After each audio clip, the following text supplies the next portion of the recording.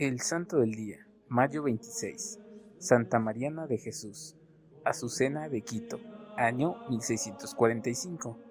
Su nombre completo era Mariana de Jesús Paredes Flores. Nació en Quito, Ecuador, en 1618. Desde los 4 años quedó huérfana de padre y madre, y al cuidado de su hermano mayor y de su cuñado, quienes la quisieron como a una hija. Desde muy pequeñita demostró una inclinación hacia la piedad y un enorme aprecio por la pureza y por la caridad hacia los pobres.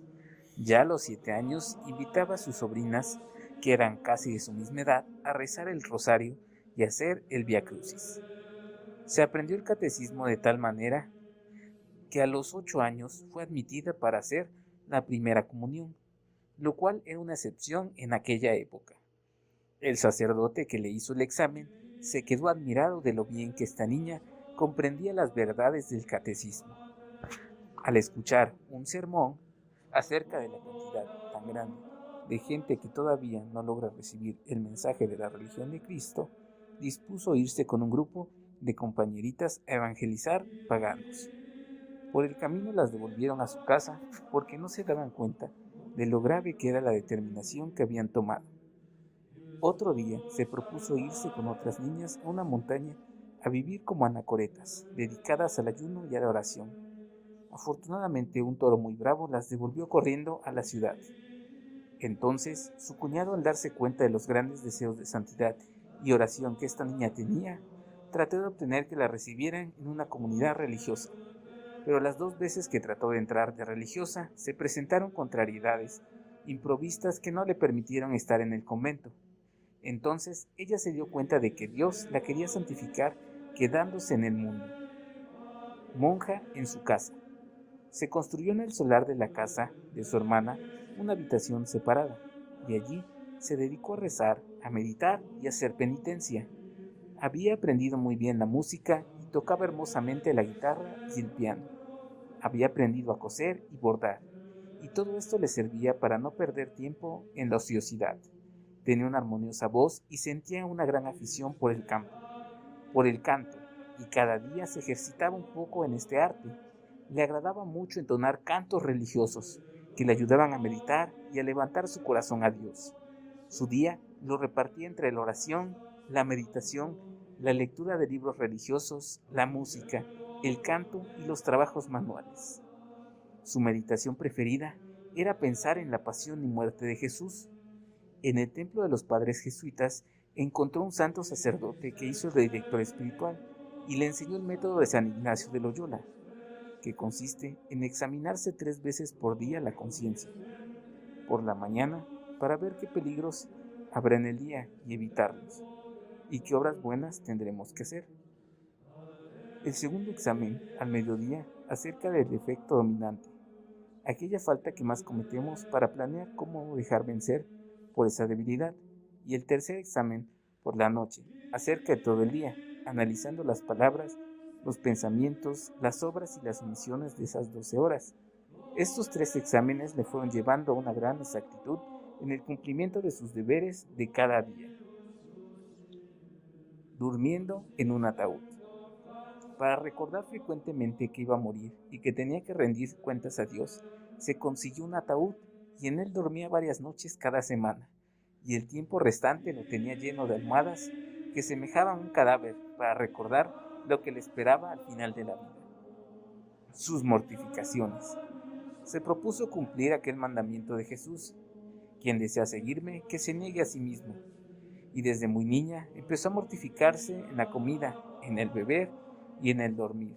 En el comedor colocaba un canasto debajo de la mesa, se servía en cantidades iguales a todos los demás, pero sin que se dieran cuenta echaba buena parte de sus alimentos en el canasto y los regalaba después a los pobres. Uno de los sacrificios que más le hacían sufrir era no tomar ninguna bebida en los días de mucho calor, pero le animaba a esta mortificación el pensar en la sed que Jesús tuvo que sufrir en la cruz. Se le colocaba en la cabeza una corona de espinas mientras rezaba el rosario. Muchísimos rosarios lo rezó con los brazos en cruz. Enterrada viva, como sacrificio, se propuso no salir de su casa sino al templo, y cuando alguna persona tuviera alguna urgente necesidad de su ayuda, Así que el resto de su vida estuvo recluida en su casa. Solamente la veían salir cada mañana a la Santa Misa y volver luego a vivir encerrada, dedicada a las lecturas espirituales, a la meditación, a la oración, al trabajo y a ofrecer sacrificios por los pecadores.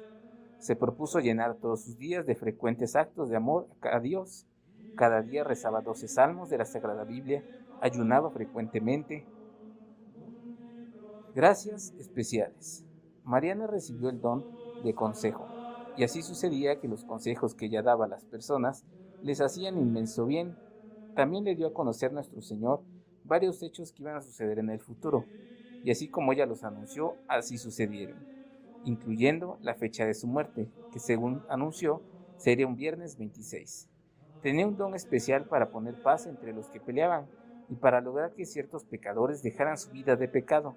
A un sacerdote muy sabio pero muy vanidoso, le dijo después de un brillantísimo sermón: «Mire, padre, que Dios lo envió a recoger almas para el cielo y no a recoger aplausos de este suelo». Y el padrecito dejó de buscar la estimación y predicar. La Azucena. En una enfermedad, le hicieron una cirugía y la muchacha de servicio echó en una mantera la sangre que le habían sacado a Mariana, y en esta mantera nació una bellísima azucena. Con esa flor la pintaban a ella en sus cuadros, y Azucena de pureza fue esta santa durante toda su vida. Víctima por salvar a su ciudad. Sucedieron en Quito unos terribles terremotos que destruían casas y ocasionaban muchas muertes. Un padre jesuita dijo en un sermón: «Dios mío, yo te ofrezco mi vida para que se acaben los terremotos». Pero Mariana exclamó: «No, Señor, la vida de este sacerdote es necesaria para salvar muchas almas. En cambio, yo no soy necesaria. Te ofrezco mi vida para que cesen estos terremotos». La gente se admiró de esto, y aquella misma mañana, al salir del templo, ella empezó a sentirse muy enferma, pero desde esa mañana ya no se repitieron los terremotos. Una terrible epidemia estaba causando la muerte de centenares de personas en Quito. Mariana ofreció su vida y todos sus dolores para que cesara la pandemia, y desde aquel día en que hizo ese ofrecimiento, ya no murió más gente de ese mal en esa ciudad. Por eso, el Congreso de Ecuador le dio en el año 1946 el título de Heroína de la Patria. Acompañada por 3 padres jesuitas, murió santamente el viernes 26 de mayo de 1645. Desde entonces, los quiteños le han tenido una gran admiración. Su entierro fue una inmensa ovación de toda la ciudad, y los continuos milagros que hizo después de su muerte obtuvieron que el Papa Pío IX la declarara beata y el Papa Pío XII la declarara santa. Santa Mariana, nunca dejes de rogar por América. Y te pedimos que rogues por nosotros, por nuestra familia y por el mundo entero.